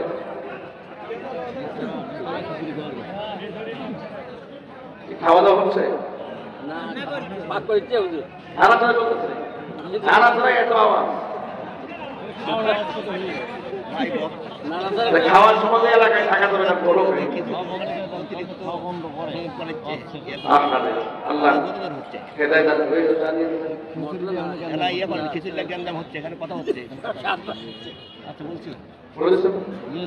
বলে না, এত চিন্তা করার দরকার নেই। খিচুড়ি রান্না করতে এত চিন্তা দেয়, তোমরা ঘোষণা করে কম করো বলছি। খিচুড়ি তো আমাদের মেজর কোনো সাবজেক্ট নয়, কি বলেন ভাই? খিচুড়ি কি মেইন আজকে, নাকি মেইন আকর্ষণ খিচুড়ি? আল্লাহ আমাদের হেদায়েত দান করে, জোরে করে আমিন। নামাজ এটা মুসলমানদের পরিচয়, আইডি কার্ড, জাতীয়তা। আমরা যেমন বাংলাদেশে বসবাস করি, আমাদের একটা ন্যাশনালিটি আছে, আইডি কার্ড আছে, আইডেন্টিটি আছে, জাতিসত্তা আছে, একটা পরিচয় আছে, আছে না ভাই? আমি যে মুসলমান, আমার একটা আইডি কার্ড আছে, এই আইডি কার্ডের নাম হচ্ছে নামাজ। সুবহানাল্লাহ। যার কাছে নামাজ নাই তার কাছে মুসলমানের আইডি কার্ড নাই। আর এই নামাজ যেমন পুরুষের জন্য ফরজ, যেমন আমার মা বোনদের জন্য ফরজ। আর সেই নামাজ হিয়ালি করার সাথে ফরজ নয়। মনে রাখবেন, কিয়ামতে অসংখ্য লোক জাহান্নামে যাবে বেনামাজি হওয়ার কারণে। আবার নামাজ পড়েও কিছু লোকেরা জাহান্নামে যাবে। বেনামাজি যারা তারা জাহান্নামে যাবে, এটা লেখা আছে সূরা মুদাসসিরে। মা সালাকাকুম ফি সাকার ক্বালু লাম নাকু মিনাল মুসাল্লিন।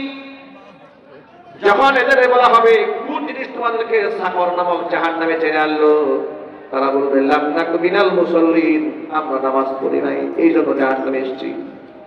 আয়াত দ্বারা প্রমাণ হয় বেনামাজি লোকেরা জাহান্নামে যাবে, সাথে সাথে আবার নামাজিরাও জাহান্নামে ধরে লেখা আছে না নাই? আল্লাহ পাক বলেন ফাওয়াইলুল লিল মুসাল্লিন আল্লাযীনা হুম আন সালাতিহিম সাহুন আল্লাযীনা হুম ইউরাউন ওয়া ইয়ামনাউনাল মাউন। নামাজের ব্যাপারে উদাসীন, নামাজের ব্যাপারে গাফিল। নামাজ পড়ে তো হেয়ালি পড়ার সাথে পড়ে, আবার যতটুকু পড়ে এটা মানুষের জন্য পড়ে, এটা আল্লাহর জন্য পড়ে না। আজকে সমাজ প্রেক্ষাপটে দুই একটা বাস্তব কথা না বললে হয় না। কিছু লোকেরা আলেমদেরকে ধর্ম ব্যবসায়ী বলে গালি দিচ্ছে, কথা ঠিক কিনা বলে? আলেমদেরকে বলে আলেম নাকি ধর্ম ব্যবসায়ী। আমরা ওই সমস্ত ভাইদেরকে বলি যারা ধর্ম দিয়া ব্যক্তি জীবন সাজিয়েছে, সামাজিক জীবন সাজিয়েছে, গোটা জিন্দেগি ধর্মের জন্য কোরবান যারা করে দিয়েছে, আল্লাহর কসম তারা ধর্ম ব্যবসায়ী নয়। ধর্ম ব্যবসায়ী তারা সারা জীবন নামাজ নাই, রোজা নাই, আল্লাহ পরকালে চিন্তা নাই। নির্বাচন আসলে মাথার মধ্যে টুপি দিয়া মসজিদে গিয়া যারা ভোট চায়, তারাই হচ্ছে সমাজের নিকৃষ্ট ধর্ম ব্যবসায়ী। এই শ্রেণীর লোকেরা আলেমুল আমাদেরকে বলে ধর্ম ব্যবসায়ী। নাউজুবিল্লাহ বলেন। নির্বাচন আসলে দেখবেন গাড়ি ভরে ভরে শাহজালাল ইয়ামানী রাহমাতুল্লাহি আলাইহির মাজারে সিলেটের উদ্দেশ্যে রওনা হয়েছে। উদ্দেশ্যটা কি? উদ্দেশ্য হচ্ছে মানুষকে একটু ধোঁকা দেওয়া। কারণ এই বাংলাদেশে অসংখ্য মাজারপন্থী লোক আছে না নাই? আরো যদি বলতে হবে আছে না নাই? কয়েকদিন আগে আমি শুনেছি এক বক্তা আলাউদ্দিন জিহাদি, উনি বলতেছে স্বৈরাচারী শেখ হাসিনা নাকি সুন্নি ছিল। কেমনে বলে দেখেন, আবার যুক্তি দিয়ে বলে কেমনে? নির্বাচনের আগে তারা বাজারে যাইত, এর দ্বারা প্রমাণ হয় এরা সুন্নি। নাউজুবিল্লাহ জুড়ে বলেন। ভক্ত গিয়াসউদ্দিন তাহেরি, এই দেশের হক্কানি আলেম ওলামারা যখন জেল কেটেছে, জরিমানা দিয়েছে, নির্যাতিত হয়েছে, তাদেরকে নিয়ে খুব কটাক্ষ করে কথা বলেছে। হাতটাকে এক মাহফিলে বলেছে যে ওদের তো আল্লাহর ওলিদের সাথে সম্পর্ক নাই, এই জন্য ওদের জীবনে এত বিপদ। আর আমাদের ওলির সাথে সম্পর্ক, এই জন্য বিপদ আপদ আমাদের আসা না। নাউজুবিল্লাহ জুড়ে বলেন। কিন্তু দেখেন, স্বৈরাচার বিদায় হওয়ার পরে ওর বিরুদ্ধে একাধিক মামলা হয়ে গেছে, পুলিশ এখন দৌড়াচ্ছে, এখন তার উপর কিছু বিপদ আসছে। আমার প্রশ্ন হলো, তাহলে স্বৈরাচারের আমলে তোমার ওলির সাথে সম্পর্ক ছিল, স্বৈরাচারীও নাই, তোমার ওলিও নাই। কথা বলেন ভাই। এর দ্বারা খুব স্পষ্ট প্রমাণ হয় তোমার কোন ওলির সাথে সম্পর্ক ভালো ছিল।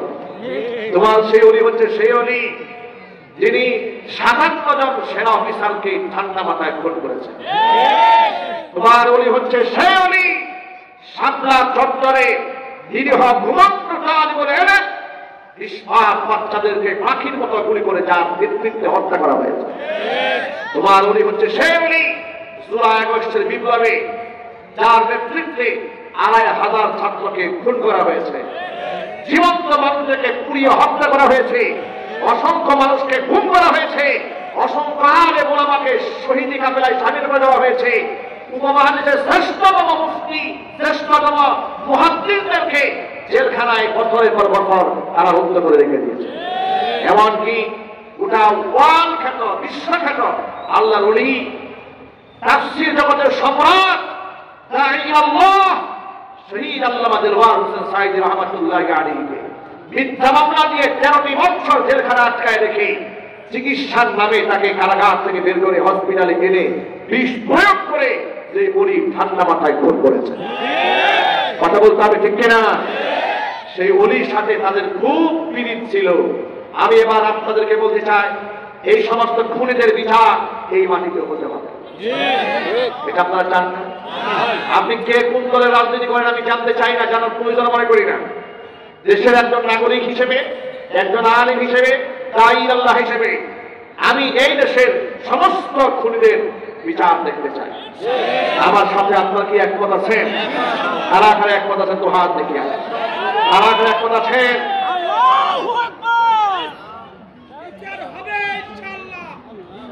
সুতরাং এই ক্ষেত্রে আপনাদের ঐক্যবদ্ধ থাকতে হবে ভাই, ফাটল সৃষ্টি করার সুযোগ নাই। বলেন ইনশাআল্লাহ।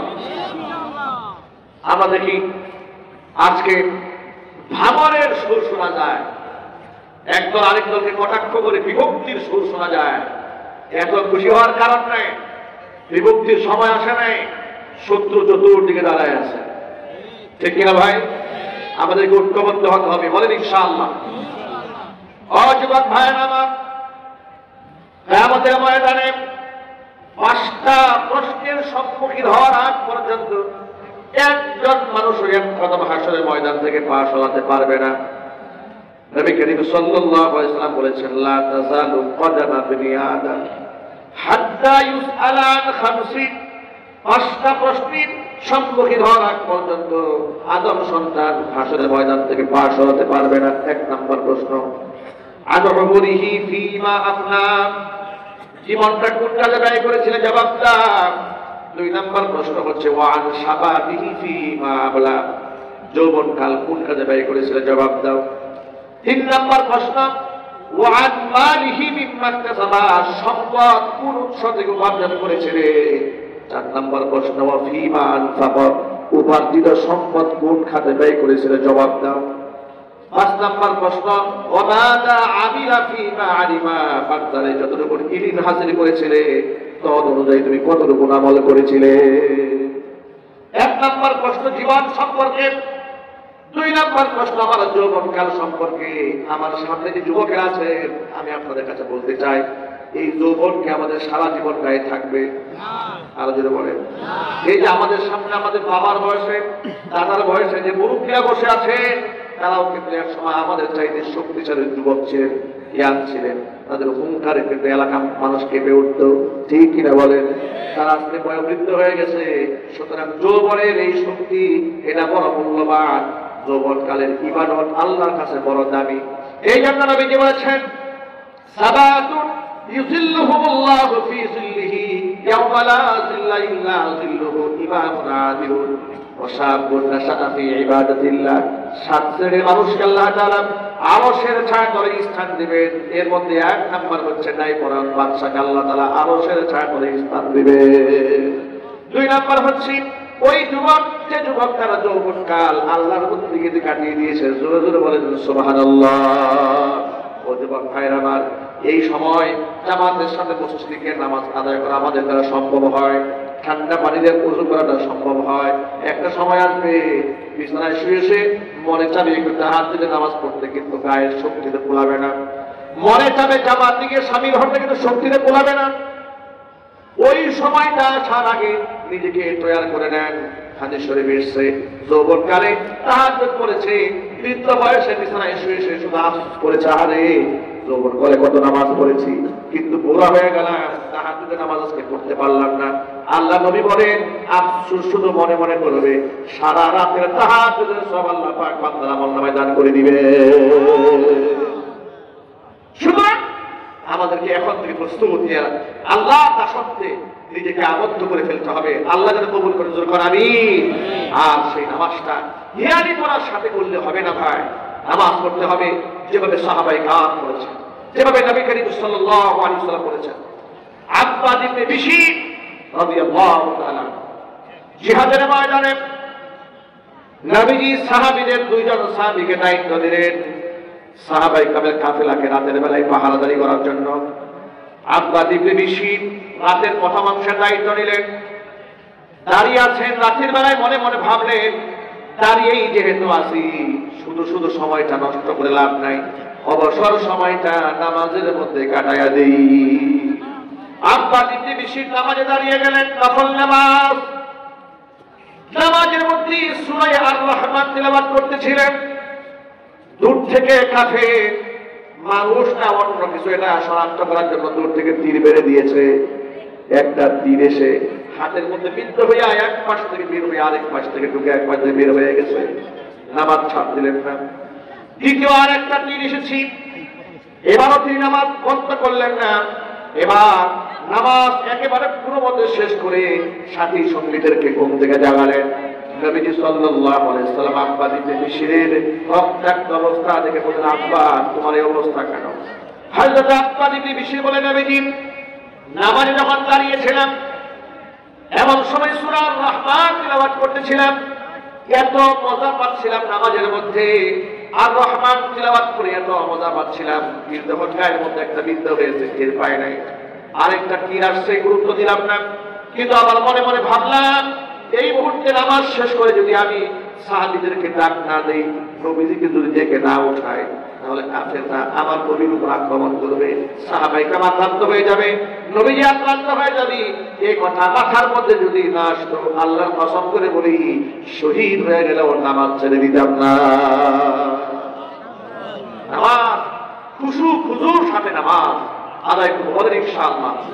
কোরআন বলেছি قد أفلح المؤمنون الذين هم في صلاتهم خاشعون والذين هم عن اللغو معرضون।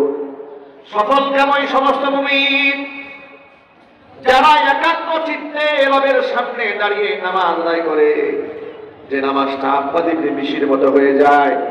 হযরত উসমান গনি রাদিয়াল্লাহু তাআলা যখন নামাজ পড়তেন, লম্বা মানুষের হাদিস শরীফে এসেছে উড়ন্ত পাখি উসমান গনি রাদিয়াল্লাহু তাআলার মাথার মধ্যে এসে বসে যেত। আর আমাদের নামাজের মধ্যে দাঁড়িয়ে দুনিয়ার যত চিন্তা আছে, যত ফারাইলের কথাবার্তা আছে, সব আমাদের মনে আসে। হঠাৎ ঠিক কিনা বলেন? এই ক্ষেত্রে আমি একটা আমল আমি আমার সকল ভাইদের সামনে শেয়ার করতে চাই, এটা মনে রাখবেন ইনশাআল্লাহ, বলেন ইনশাআল্লাহ। নামাজে মনকে স্থির রাখার সবচেয়ে বড় আমল হচ্ছে চোখের হিফাজত করা। কিসের হেফাজত? চোখের হিফাজত। মনে রাখবেন, শুধু লজ্জাস্থানের জিনাকেই জিনা বলা হয়নি, লজ্জাস্থানের ব্যভিচারটাকে ব্যভিচার বলা হয়নি। হাদিস শরীফে এসেছে, বুখারীতে এসেছে, ওয়াল আইনান জিনাহুমা নাজরু ওয়াল উযুনানি জিনাহুমা ইস্তিমা। আল্লাহ নবী বলেন এই দুই চোখেরও ব্যভিচার আছে। পর পুরুষের দিকে কিংবা পর নারীর দিকে কামুক দৃষ্টিতে কোনো ব্যক্তি যদি তাকায়, এটা হচ্ছে চোখের জিনা। পর পুরুষের সাথে কথোপকথন করেছে, কানের জিনা। এখানে অনেক যুবকের আছে এই ফেতনার মধ্যে। বর্তমান জামানার অধিকাংশ ছেলে মেয়েরা জড়িয়ে পড়েছে অবৈধ প্রেম ভালোবাসা রিলেশনশিপ। ঠিক কিনা বলেন? জিনা ব্যভিচার করে, নাম দিয়েছে প্রেম ভালোবাসা। নাউযু বিল্লাহি মিন যালিক। আল্লাহর কসম করে বলি এটাকে প্রেম ভালোবাসা বলে না, এটা বলা হয় ব্যভিচার। নবী করিম সাল্লাল্লাহু আলাইহি ওয়াসাল্লাম বলেছেন, মিরাজ রজনীতে আমি বিরাট বড় একটা চুলার ভেতরে অসংখ্য উলঙ্গ নারী পুরুষকে দেখেছি, জ্বালিয়ে পুড়িয়ে ছাই বানায় দেওয়া হচ্ছে।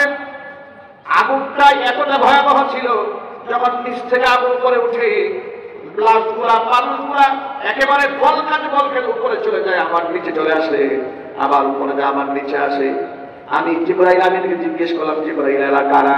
জিবরাইল জবাব দিয়ে বলছে, নবীজি এরা হচ্ছে আপনার উম্মতের ওই সমস্ত নারী এবং পুরুষেরা যারা বিবাহ বহির্ভূত অবৈধ যৌন মিলন করেছে। আজকে কয়জন নারীর সতীত্ব আছে, কয়জন পুরুষের সতীত্ব আছে? নিজের স্ত্রী রেখে অসংখ্য স্বামীরা প্রক্রিয়ার মধ্যে জড়িয়ে যাচ্ছে, আবার অসংখ্য স্ত্রীরা নিজের স্বামীকে রেখে পরপুরুষের সাথে পরকে জড়িয়ে যাচ্ছে। সংসারগুলো ভেঙে টুকরা টুকরা হয়ে যাচ্ছে। আল্লাহ আযাবের ভয় নাই, জাহান্নামের আগুনের ভয় নাই। আল্লাহ নবী সাল্লাল্লাহু আলাইহি ওয়াসাল্লাম সাহাবীদের মধ্যে একটা গল্প শেয়ার করলেন। হুজুর বললেন, সালাসাতু নাফারিন মিম্মান কানা ক্বাবলাকুম হাত্তা আওয়াহুমুল মাবিতু ইলা বারিন। ও সাহাবীরা, তোমরা এই দুনিয়াতে আসার আগে বনি ইসরাঈল সম্প্রদায়ের তিনজন ব্যক্তি দূর সফরে কোথাও ঘর থেকে বের হয়েছিল। সারা দিন তারা পথ চলেছে, চলতে চলতে ক্লান্ত হইয়া সন্ধ্যা যখন ঘরে এলো, মনে মনে ভাবলেন রাতের বেলায় পথ চলা নিরাপদ হবে না, কোনো মতে রাতটা যদি কোথাও কাটিয়ে দিতে পারতাম তাহলে ভালো হতো, সকালবেলা সফর শুরু করতাম। তিনজন ব্যক্তি পাহাড়ের গুহার মধ্যে গিয়ে আশ্রয় নিয়েছে। রাতের বেলায় প্রচন্ড ঝড় হয়েছে, পাহাড় উপর থেকে বিরাট একটা পাথরের টুকরা গড়াতে গড়াতে এসে গর্তের মুখটার মধ্যে এসে আটকায় গেছে। গর্তের মুখের মধ্যে আটকায় যাওয়ার পরে তিনজন ব্যক্তি গর্তের মধ্যে বন্দী হয়ে গেল। আপনারা বলেন, যেখানে তারা আটকা পড়েছে তারা নিশ্চিত ছিলেন এই জায়গায় যদি আমরা মরে পচে গলে হাড্ডি সার হয়ে যায় দুনিয়াবাসী কেউ টেরও পাবে না, এমনকি যদি আমরা চিৎকার চেঁচামেচি করি আমাদের কেউ সাহায্য করতে পারবে না। কিন্তু যেখানে কেউ সাহায্য করতে পারেন না সেখানে একজন সাহায্য করতে পারেন, তিনি কে? যেখানে কেউ চিৎকার শুনে না সেখানে কে শুনতে পান?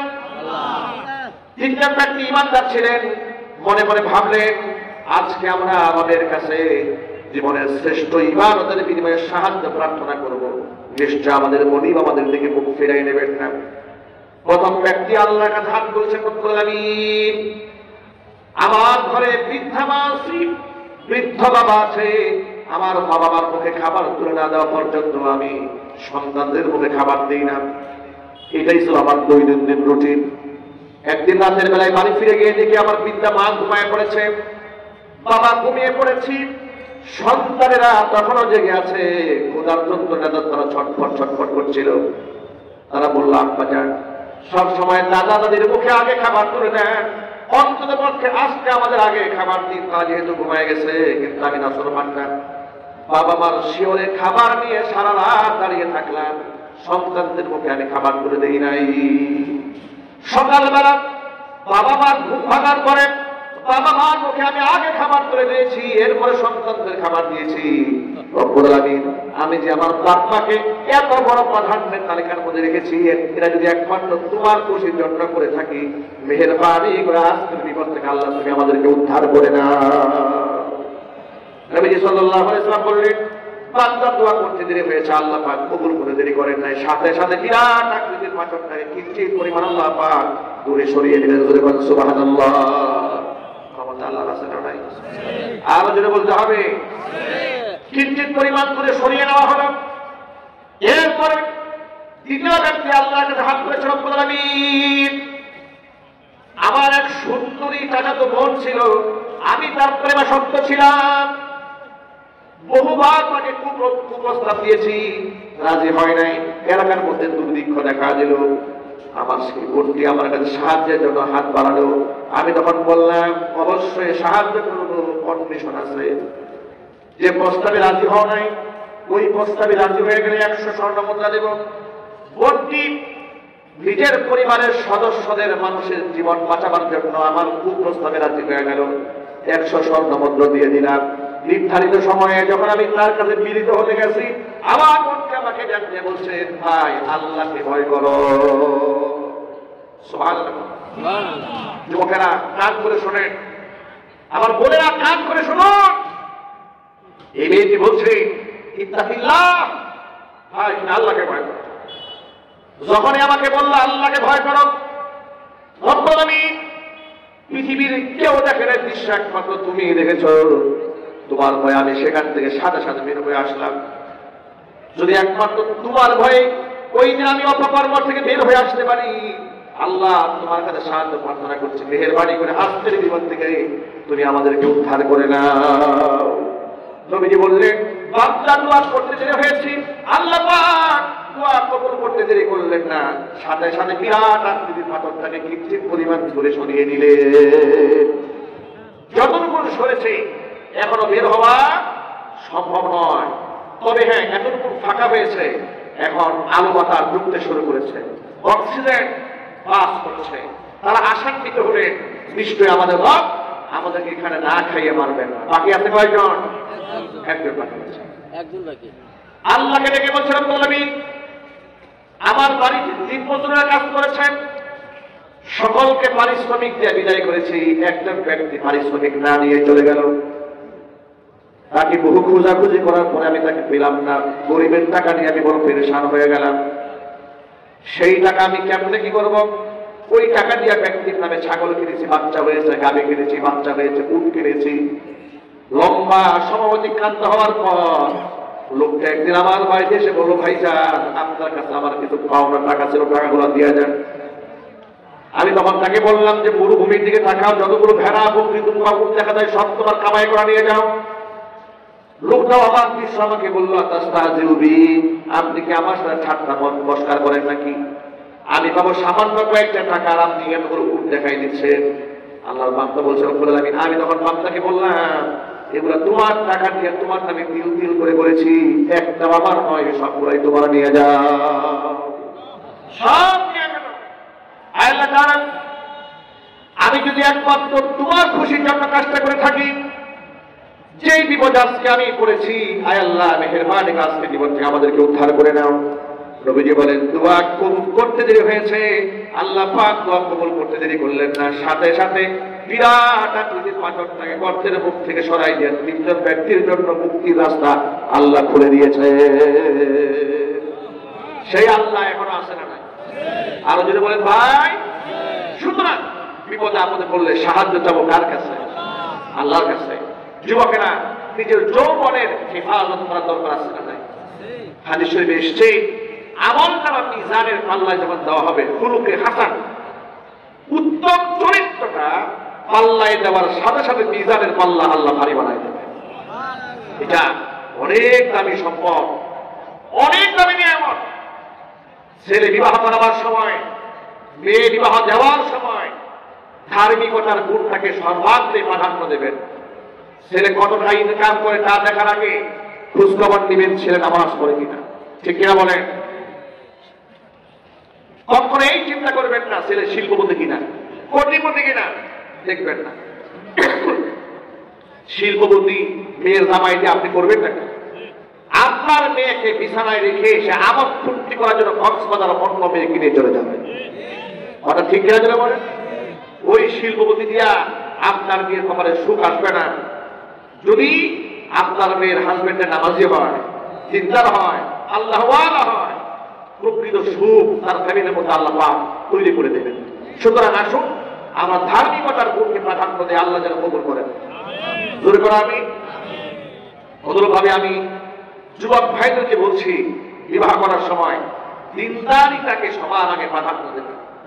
সুন্দরী, শিল্পপতি, টাকাওয়ালা, বড় ক্যারিয়ার আছে, বিরাট বড় ব্যবসা আছে, এগুলো দেখার দরকার নেই। মেয়েটি দিনদার কিনা, আল্লাহওয়ালা কিনা, পরহেজগার কিনা, এটা যদি না হয় তাহলে আপনার ওই শিক্ষিতা বউ দিয়ে একটা করবেনটা কি? যখন আপনি দেখবেন আপনি চলে গেছেন ডিউটিতে, আপনার বউ তার বয়ফ্রেন্ডের সাথে আলাদা টাইম পাস করছে, ঠিক কিনা বলে? সব শেষ হয়ে যাবে। সুতরাং আল্লাহ তাআলা আমাদের সতর্ক হওয়ার তৌফিক দান করেন। তৃতীয় নম্বর বক্তব্য হচ্ছে, বালা মুসিবতে যত ক্ষেত্রেই হোক না কেন সাহায্য চাবো একমাত্র কার কাছে? কোন মাজার কি আমার তাকদীর ভালো করতে পারবে? চিৎকার দিয়ে বলেন পারবে? পারবে না। আমি গোটা দেশ ঘুরে আমি প্রায় সব বয়নে এই কথা বলার চেষ্টা করি, সর্বশক্তিমান আল্লাহর উপর ভরসা রাখেন। আমি ছোট্ট একটা কিতাব রচনা করেছি রমজান কেন্দ্রিক, রমজানের মাসালা কেন্দ্রিক বইটা লিখেছি। বইটার পেছনে আমি কিছু জরুরতার আমল দিয়েছি, যাদের সন্তানাদি হয় না, নেক সন্তান পাওয়ার কিছু কোরআনের প্রেসক্রিপশন আছে, হাদিসে প্রেসক্রিপশন আছে। ওই আমলগুলা করলে আল্লাহ তাআলা তাকদীরে থাকলে নেক সন্তান দান করবেন। এর সমাজে উন্নতি হয় না, আজ কিছু দোয়া আছে। আপনি ঋণগ্রস্ত হয়ে পড়েছেন, কোনো বাজার যাওয়া দরকার নাই, কিছু দোয়া আছে, দোয়াগুলো পাঠ করলে আল্লাহ ঋণের বোঝা হালকা বানায় দেন। আখরি মনোযোগ হয়ে যাওয়ার পরে যদি আপনাদের সুযোগ হয়, আমাদের ড্রাইভার সাহেবের সাথে প্যান্ডেলের পাশে গাড়ি রাখা আছে, যোগাযোগ করে আপনারা কিতাবগুলো সংগ্রহ করতে পারবেন। আল্লাহ তাআলা উম্মতের হেদায়েতের জন্য কিতাবখানা কবুল করেন। চিৎকার দিয়ে বলেন আল্লাহুম্মা আমিন। প্রিয় ভাইরা, আমরা মুনাজাতের দিকে এগিয়ে যাবো ইনশাআল্লাহ। এর আগে যদি আপনারা মাদ্রাসা এবং এই আজকের যে আয়োজন, এই আয়োজনে আপনারা শামিল হতে চান, তাহলে মেহেরবানি করে আপনার দানের মধ্যে কেউ শামিল হতে পারেন। আল্লাহ তাআলা ইতিপূর্বে আপনারা দান করেছেন, আর যদি কেউ বাকি থেকে থাকেন ইনশাআল্লাহ আমরা আশা করছি ইনশাআল্লাহ আপনাদের দানগুলো আল্লাহ পাক কবুল করবেন। আমরা দোয়া করব ইনশাআল্লাহ। জি, লানাকুনান্না মিনাল খাসিরিন। রব্বানা লা তুযিগ কুলুবানা বা'দা ইয হাদাইতানা ওয়া হাব লানা মিন লাদুনকা রাহমাতান ইন্নাকা আনতাল ওয়াহ্হাব। রব্বুল আলামিন, রহমতের নজর দিয়ে তাকায় দেখো আমরা গুনাহগার। গভীর রজনী পর্যন্ত কোরআন সুন্নাহ থেকে আলোচনা করে তোমার শাহী দরবারে হাতখানা বাড়িয়ে দিয়েছে, মেহেরবানি করে আলোচনার গুরু বেয়াদবি ক্ষমা করে সাহাবের হাদিয়াটুকু কবুল করে মঞ্জুর করে সোনার মদিনায় তোমার হাবিবের রওজা মোবারকে পৌঁছিয়ে দাও। প্যাটার্ন খুলতে দেন। আল্লাহ তাআলা শেরপুর শহীদিয়া আলিয়া কামিল মাদ্রাসাকে তুমি কিয়ামত পর্যন্ত কবুল করে নাও। মাদ্রাসার সমস্ত হাজাত তোমার গায়বে খাজানা থেকে মিটাইয়া দাও। যে ছেলেটি মাথায় পাগড়ি পেয়েছেন জগৎ বিখ্যাত আলেম হিসেবে কবুল করে নাও। আবার যুবক ভাইরা বয়ান শুনেছেন, যুবক ভাইদেরকে খালিদ বিন ওয়ালিদ রাদিয়াল্লাহু তাআলা আনহুর মতো বীর সিপাহী হিসেবে কবুল করে নাও। আমার মা বোনেরা বয়ান শুনেছেন, মা বোনদের মাফ করে দাও। নিঃসন্তানী মাকে সন্তান দান করো। স্বামী স্ত্রীর মধ্যে মহাব্বত না থাকলে মহাব্বত পয়দা করে দাও। মুরব্বী বাবারা হাত তুলে ধরেছেন, নেক দারাজ করে দাও। উলামায়ে কেরাম হাত তুলে ধরেছেন, খিদমতের ওয়াসাতকে বৃদ্ধি করে দাও। অত্র এলাকার সমস্ত মুর্দিগারে কবরাজাতকে আল্লাহ তুমি মাফ করে দাও। কিয়ামতের দিন মুসিবতের সময় দোয়া আমাদের সকলের জন্য নাজাতের জারিয়া বানিয়ে দাও। রব্বির হামহুমা কামা রব্বায়ানি সগীরা। রব্বির হামহুমা কামা রব্বায়ানি সগীরা। تقبل منا إنك أنت السميع العليم وتب علينا إنك أنت التواب الرحيم.